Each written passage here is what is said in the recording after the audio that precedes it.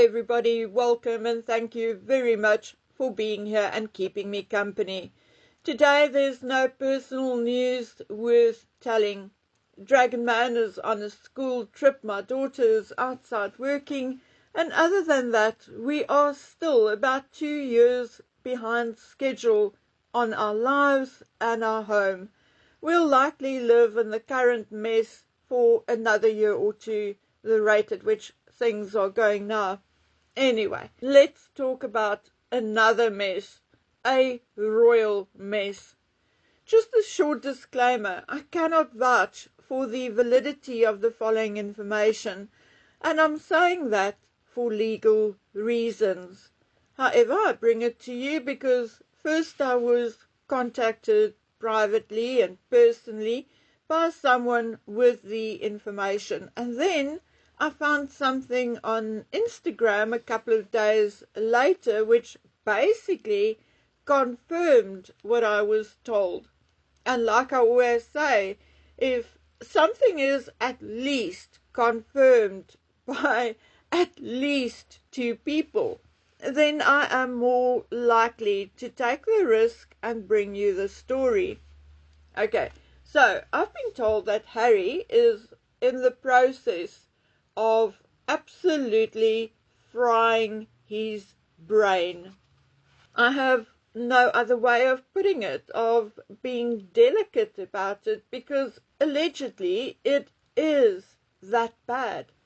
From what I am told, he is downing pills with whiskey and has not slowed down on the mushrooms and weed.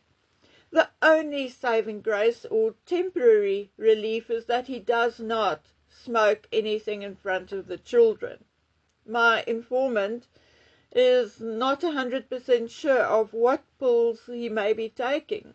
She was told it is painkillers, which one can only get on prescription, and therefore Harry gets it through contacts and bribery, allegedly sometimes even getting it for free as, in inverted commas, a gift for the prince, and sometimes paying 3 times the price he would be paying for it had he obtained it legally.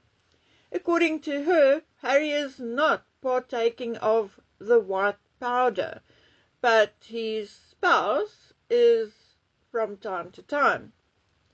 Harry's usage allegedly has by far overtaken that of his spouse, to the point where he had nearly, apparently, allegedly, OD'd a couple of times, or had been so drunk and or stoned that he had blacked out. It is my contributor informant's opinion that Harry needs intervention urgently. She says the change in his personality and behavior is becoming more and more obvious, his substance abuse more frequent, and she's not absolutely sure, but if true that he does not go overboard in front of the children, then it inevitably means that he is away from home and the children he supposedly so cherish more often than not. She knows them well enough, she says, that she does not fear a self-unaliving, at least not a planned one, but that it may be an accidental OD, because lately Harry has no breaks. She told me that a week prior to her telling me this, Harry did nearly OD on whiskey, pills and mushrooms, not at home, but in LA. Okay, so I thought, well, this is actually old news, really, except for the OD part. I remembered the same person telling me months ago, I think more than likely a year ago or so, that Harry was going on a health kick and at least cutting back on the drinking. So in my head, I asked myself, Okay, so that's what you said last time. So what happened since then? I'm always skeptical, but okay, I also knew that at some point the ayahuasca and or mushrooms were used under some sort of supervision to help Harry with depression. But now apparently there is no such thing. Harry has an addictive personality and he is one of those who think he can handle it all himself. Well, he clearly can't.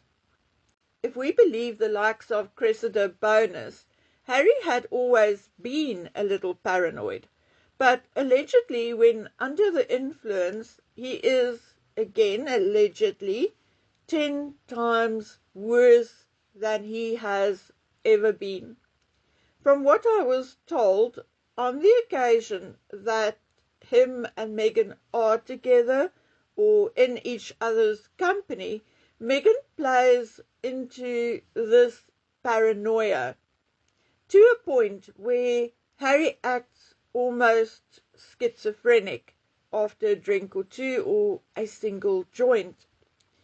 He even goes so far as to see and hear things which are not there.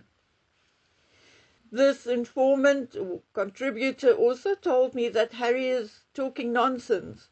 Allegedly, Harry had a risk assessment done, whether he knows it or not. She's not sure how they did it, but she says she would assume that Ravik had MI6 or MI5 information and likely also interviewed Harry's security staff, and allegedly they found no threat, at least not by Al-Qaeda. On the contrary, information revealed that Al-Qaeda and the likes actually find Harry laughable and actually made it known that Harry is not worth bothering with. This was apparently confirmed by an army sergeant who said Harry never killed anyone. His flight experience in a helicopter, after training obviously, lasted only 10 minutes in a controlled, safe area. Harry apparently was a squadron leader without a squadron. So no, Harry can say what he wants, in my opinion. Once listening to everybody, Harry has very little to fear. In reality, his risk is likely equal to that of any other American or British citizen. Okay, so much for that. I did not give it much thought because many people had said that he was not really any kind of hero or star in the army. So as far as I was concerned, Harry was again just going through a dip of feeling sorry for himself. Nothing new, not worth talking about. But then I heard from someone else that there are many rumors of Harry's increased dependency on a variety of substances. One even said that he sees Harry doing an Elvis not too far in the future. Well, yeah, a sensitive subject to talk about, so let's rather not, I thought. And particularly thinking about Harry's bodyguards and others around him. Surely they will intervene when he becomes a danger to himself or others, won't they? Anyway, so I carried on making excuses to not talk about it. For all we know, it may even be Meghan planting those stories in preparation for a divorce. But as the gossip increased and I read a number of versions of the same thing, and then I saw the BBC interview, heard how Harry openly and clearly contradicts himself, I began to start adding it all up and searching for perhaps a little more. some gossip on Quora or in newspapers or on X or Instagram. And then I did find something, and I found this. Now, I'm going to guess that the name or the abbreviation stands for Sergeant Belika, or maybe the CA stands for California. I don't know. But she wrote on Instagram, Prince Harry needs drug rehab desperately.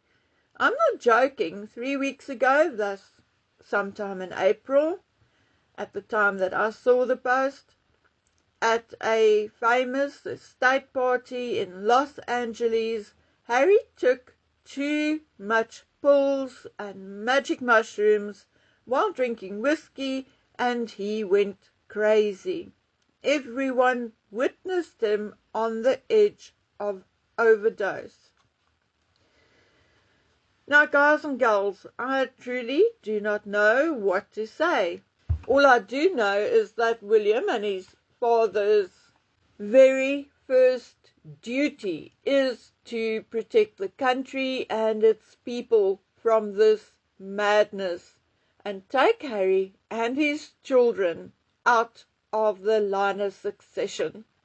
Then, after that, take his titles, because if something should happen, death or divorce, Meghan will keep those titles for life. And only once they've gone through these steps, only then can they perhaps try and save Harry. How? I certainly don't know. Anyway, guys, I'm going to leave it here. I did watch the Royals attending VE Day yesterday, and it was good to see them all. Little Louis dusting Daddy's uniform and so on was fantastic. That is the kind of thing which reminds us that they are just human after all. And that is me for today. I'll see you on the next one as soon as possible. So until then, please take good care of yourselves and stay safe. Bye.